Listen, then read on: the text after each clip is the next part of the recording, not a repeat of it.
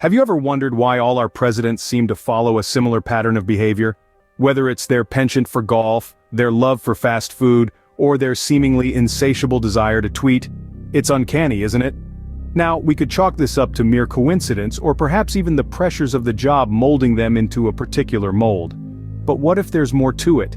Now, before you dismiss this as just another conspiracy theory, consider this. From Truman's decision to drop the bomb to Reagan's deregulation spree to Obama's push for healthcare reform, there seems to be a common thread, a pattern, a certain consistency. Is this just a result of shared advisors, or could it be something more scientific? What if these similarities aren't just coincidences? What if this isn't just about policies but about DNA? What if the answer to this pattern lies in science, specifically in cloning? Scene script. Consider this. What if our presidents aren't just metaphorically cut from the same cloth, but literally? What if we told you that science could potentially explain the often uncanny similarities between our leaders? And no, we're not talking about their political ideologies or their charismatic personalities. Instead, we're venturing into the realm of cloning. Yes, you heard it right, cloning. Now, before you dismiss this as science fiction, let's take a step back and understand what cloning is. It's a process that produces genetically identical individuals. This isn't just a concept found in dystopian novels or sci-fi blockbusters. Cloning is very much a reality in our world today. Remember Dolly the sheep? Born in the late 90s, Dolly was the first mammal cloned from an adult cell, proving that cloning was not only possible, but also achievable. Now let's take this a step further. Imagine if this technology was applied to humans, particularly those in positions of power. Could this be the answer to the consistent behavior and decisions we see amongst our presidents? The unwavering stance on certain policies? The similar responses to global crises? The identical hand gestures during speeches? Are these all a result of them sharing the same genetic makeup? Take a moment to let that sink in. If our leaders were cloned, it would mean they're not just ideologically consistent but genetically identical.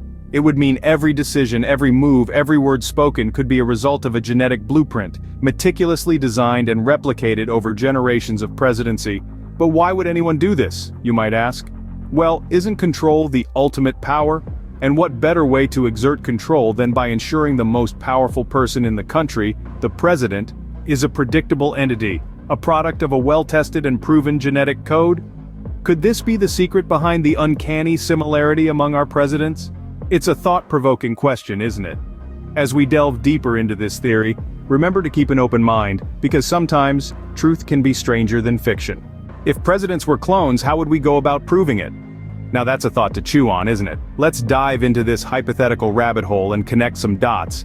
Imagine for a moment a world where cloning technology has advanced beyond our wildest dreams. In this world, the cloning of presidents isn't just a wild conspiracy theory, it's a reality. And if this were the case, what signs might we look for? How might we prove such an extraordinary claim? One potential piece of evidence could be in the striking similarities between presidents. It's not just about physical resemblance, but also about mannerisms, decision-making styles, and even speech patterns. If we were to analyze the speeches of different presidents, would we find an uncanny similarity in their choice of words, their rhythm, their intonation? Could this be chalked up to mere coincidence? Or could it be evidence of a shared genetic blueprint? And then, there's the matter of presidential decisions. If presidents were clones, wouldn't they make similar decisions when faced with similar scenarios? Could we trace patterns in their decision-making processes? Perhaps a certain predictability that defies the randomness and unpredictability of human nature? Consider this. If a president makes an unexpected decision, could it be because they are following a programmed directive rather than their own free will? Could these directives be embedded in their genetic code, compelling them to act in certain ways, much like how a computer follows its programming? And what about health? If presidents were clones, would they not share the same susceptibilities to certain illnesses, the same physical strengths and weaknesses? Could we see patterns in their health histories that might point to a shared genetic source? These are all hypothetical scenarios, of course, and they are based on assumptions that are, to put it mildly, quite a stretch. But they do make you wonder, don't they? They make you question, probe, ponder. They invite you to look beyond the surface, to question what you've always taken for granted. While it might seem far-fetched, the evidence does add up.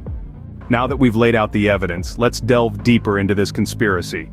Imagine, if you will, A world where our leaders are not born, but created, not elected, but selected. This is the world that the theory of presidential cloning posits. In this world, the decisions of our leaders are not their own, but those of their creators.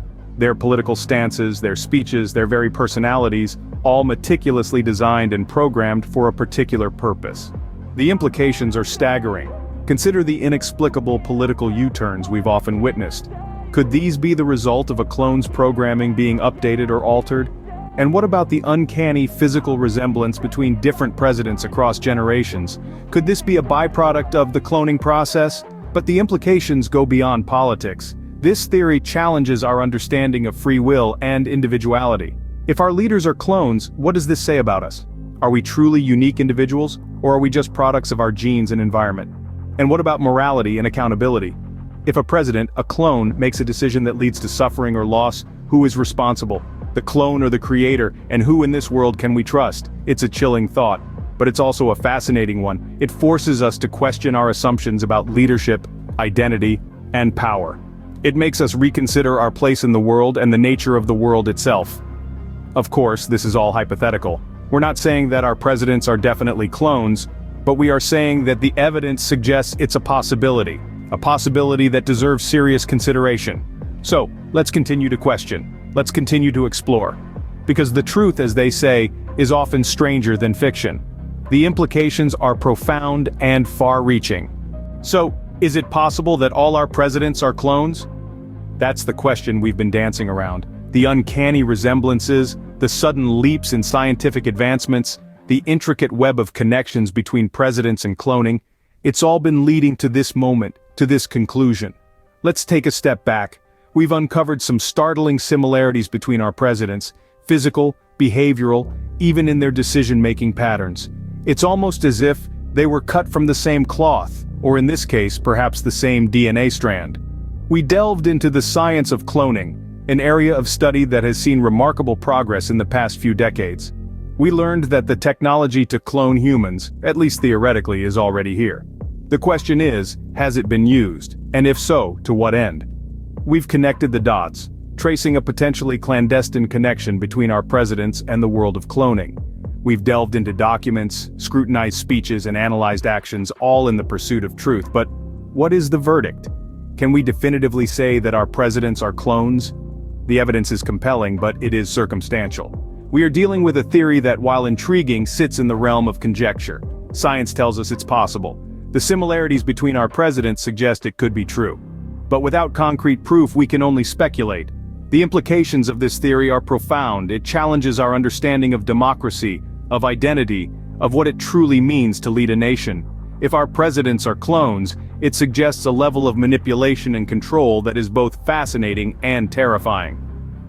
While we may never know for sure, the idea of our presidents being clones is a thought-provoking concept that challenges our understanding of politics and science.